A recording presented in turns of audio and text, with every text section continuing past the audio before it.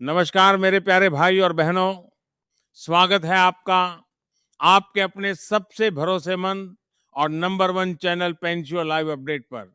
यदि आप भी ईपीएस 95 पेंशन, ईपीएफओ, न्यूनतम पेंशन, श्रम मंत्रालय और केंद्र सरकार से जुड़ी हर बड़ी और सटीक जानकारी सबसे पहले पाना चाहते हैं, तो इस वीडियो को अंत तक जरूर देखिए। आज की इस विशेष रिपोर्ट में हम प्रधानमंत्री नरेंद्र मोदी, केंद्र सरकार, श्रम मंत्रालय और ईपीएफओ से जुड़ी उन बड़ी चर्चाओं और मांगों पर विस्तार से बात करेंगे, जिनका इंतजार देश के लाखों पेंशन भोगी और करोड़ों पीएफ खाता धारक लंबे समय से कर रहे हैं। पिछले कई वर्षों से देश भर के ईपीएस 95 पेंशन भोगी लगातार न्यूनतम पेंशन बढ़ाने की मांग कर रहे हैं।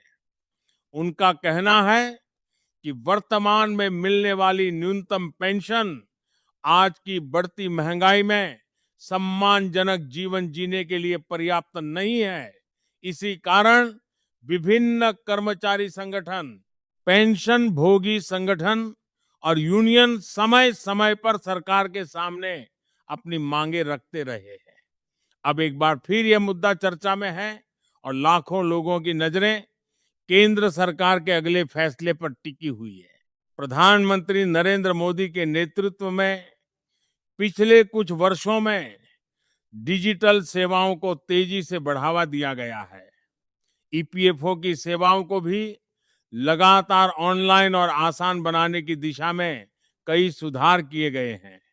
यूएएन, ऑनलाइन क्लेम, आधार लिंकिंग, केवाईसी, डिजिटल वेरिफिकेशन जैसी सुविधाओं ने करोड़ों कर्मचारियों को राहत दी है।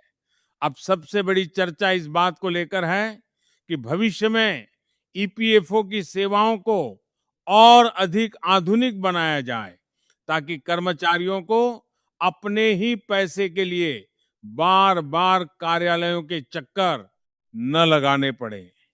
डिजिटल इंडिया अभियान का उद्देश्य भी यही है कि सरकारी सेवाएं आम नागरिक तक तेज, सुरक्षित और पारदर्शी तरीके से पहुंचे।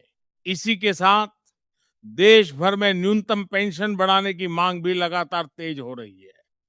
विभिन्न पेंशन भोगी संगठनों का कहना है कि वर्तमान आर्थिक परिस्थितियों को देखते हुए न्यूनतम पेंशन में वृद्धि आवश्यक है। दूसरी ओर सरकार की ओर से समय समय पर यह कहा गया है कि इस विषय से जुड़े सभी वित्तीय और प्रशासनिक पहलुओं का अध्ययन किया जाता है। अंतिम निर्णय सरकार की आधिकारिक प्रक्रिया के अनुसार ही लिया जाता है। इसलिए जब तक कोई आधिकारिक अधिसूचना जारी नहीं होती, तब तक किसी भी दावे को अंतिम निर्णय मानना उचित नहीं होगा। देश के लाखों कर्मचारी और पेंशन भोगी चाहते हैं कि उन्हें समय पर पेंशन मिले, सेवाएं आसान हो, क्लेम जल्दी निपटें और भविष्य की सुरक्षा मजबूत हो। यही कारण है कि ईपीएफओ से जुड़ी हर छोटी बड़ी खबर तेजी से वायरल हो जाती है। सोशल मीडिया पर अनेक प्रकार की सूचनाएं चलती रहती हैं, लेकिन समझदारी इसी में है कि केवल आधिकारिक जानकारी पर भरोसा किया जाए। यदि भविष्य में न्यूनतम पेंशन, ईपीएफओ की नई डिजिटल सुविधाओं या किसी अन्य सुधार को लेकर सरकार कोई औपचारिक घोषणा करती है, तो उसका लाभ संबंधित पात्र लोगों को नियमानुसार मिलेगा। दोस्तों, हमारी कोशिश हमेशा यही रहती है कि आपके सामने तथ्यों पर आधारित जानकारी सरल भाषा में प्रस्तुत करें। यदि आपको ये जानकारी उपयोगी लगी हो, तो वीडियो को लाइक करें, अपने साथी कर्मचारियों और पेंशन भोगियों के साथ शेयर करें और चैनल को सब्सक्राइब करके बेल आइकन को ऑल पर सेट कर दें, ताकि आने वाली हर महत्वपूर्ण अपडेट सबसे पहले आपको मिलती रहे। कमेंट करके जरूर बताइए कि न्यूनतम पेंशन और ईपीएफओ सेवाओं में आप कौन कौन से सुधार देखना चाहते हैं। दोस्तों, अब बात करते हैं 8वें वेतन आयोग की, जिसका इंतजार देश के लाखों केंद्रीय कर्मचारी और पेंशन भोगी बेसब्री से कर रहे हैं। लगातार ये चर्चा बनी हुई है कि 8वें वेतन आयोग की सिफारिशों से basic salary, fitment factor, pension और अन्य भत्तों में बड़े बदलाव देखने को मिल सकते हैं। हालांकि अभी तक सरकार की ओर से वेतन फिटमेंट फैक्टर या लागू होने की तारीख को लेकर अंतिम आधिकारिक घोषणा नहीं की गई है। इसलिए किसी भी वायरल दावे पर भरोसा करने से पहले सरकारी अधिसूचना का इंतजार करना जरूरी है। महंगाई भत्ता यानी डीए और महंगाई राहत यानी डीआर को लेकर भी कर्मचारियों और पेंशन भोगियों की नजर सरकार के अगले फैसले पर बनी हुई है। हर संशोधन के समय लाखों कर्मचारी और पेंशन भोगी ये जानना चाहते हैं कि डीए और डीआर में कितनी बढ़ोतरी होगी और इसका उनकी सैलरी तथा पेंशन पर कितना असर पड़ेगा। यदि भविष्य में सरकार कोई नया आदेश जारी करती है तो उसका लाभ पात्र कर्मचारियों और पेंशन भोगियों को नियमानुसार मिलेगा। इसके साथ ही 18 महीने के डीए एरियर की मांग भी लंबे समय से विभिन्न कर्मचारी संगठनों द्वारा उठाई जाती रही है। इस विषय पर समय समय पर चर्चाएं होती रही हैं, लेकिन अभी तक सरकार ने 18 महीने के डीए एरियर को मंजूरी देने की कोई आधिकारिक घोषणा नहीं की है। इसलिए इससे जुड़ी किसी भी जानकारी को अंतिम निर्णय तभी माना जाना चाहिए जब सरकार की ओर से आधिकारिक आदेश जारी हो। ईपीएस 95 पेंशन को लेकर भी देश भर के लाखों पेंशन भोगियों की मांग है कि न्यूनतम पेंशन में बढ़ोतरी की जाए ताकि बढ़ती महंगाई के बीच उन्हें सम्मानजनक जीवन जीने में सहायता मिल सके। विभिन्न पेंशन भोगी संगठन 7-500 प्रति माह के 7 महंगाई भत्ता देने की मांग लंबे समय से उठा रहे हैं। वहीं सरकार की ओर से इस विषय पर अंतिम निर्णय का इंतजार है।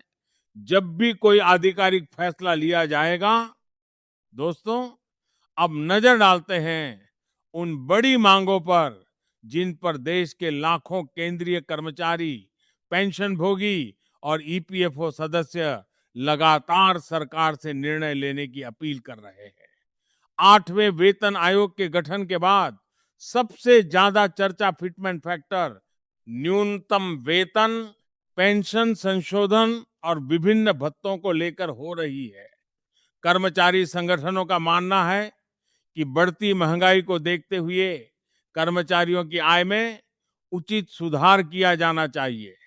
हालांकि सरकार की ओर से अंतिम सिफारिशें और लागू होने की प्रक्रिया आधिकारिक रूप से घोषित होने के बाद ही स्पष्ट होगी। महंगाई भत्ता और महंगाई राहत को लेकर भी लगातार नई चर्चाएं सामने आ रही है। कर्मचारी और पेंशन भोगी दोनों ही अगले संशोधन का इंतजार कर रहे हैं, क्योंकि इसका सीधा असर उनकी मासिक आय पर पड़ता है। इसके साथ ही एचआरए, ट्रांसपोर्ट अलाउंस और अन्य भत्तों में संभावित बदलावों पर भी लोगों की नजर बनी हुई है। ईपीएस 95 पेंशन भोगियों की सबसे बड़ी मांग न्यूनतम पेंशन में सम्मानजनक बढ़ोतरी, बेहतर चिकित्सा सुविधाएं और समय पर भुगतान सुनिश्चित करना है। विभिन्न संगठनों द्वारा समय समय पर सरकार के सामने ज्ञापन सौंपे जाते रहे हैं और यह मांग दोहराई जाती रही है कि पेंशन भोगियों को आर्थिक सुरक्षा प्रदान करने के लिए ठोस कदम उठाए जाएं। सरकार की ओर से जब भी कोई आधिकारिक निर्णय या अधिसूचना जारी होगी, उसकी पूरी और सही जानकारी हम सबसे पहले आपके सामने लेकर आएंगे। दोस्तों, यदि आप चाहते हैं कि 8वें वेतन आयोग, डीए, डीआर, 18 महीने के DA arrear, EPS 95 pension, EPFO के नए नियम, यूएन, पीएफ निकासी, पेंशन अपडेट और कर्मचारियों से जुड़ी हर बड़ी खबर सबसे पहले और सबसे सटीक तरीके से आपको मिले, तो अभी इस चैनल को सब्सक्राइब करें, वीडियो को लाइक करें, अपने सभी साथियों के साथ शेयर करें और कमेंट में अपनी राय जरूर लिखें। आपकी एक एक आवाज और एक एक सुझाव हमारे लिए बेहद महत्वपूर्ण है।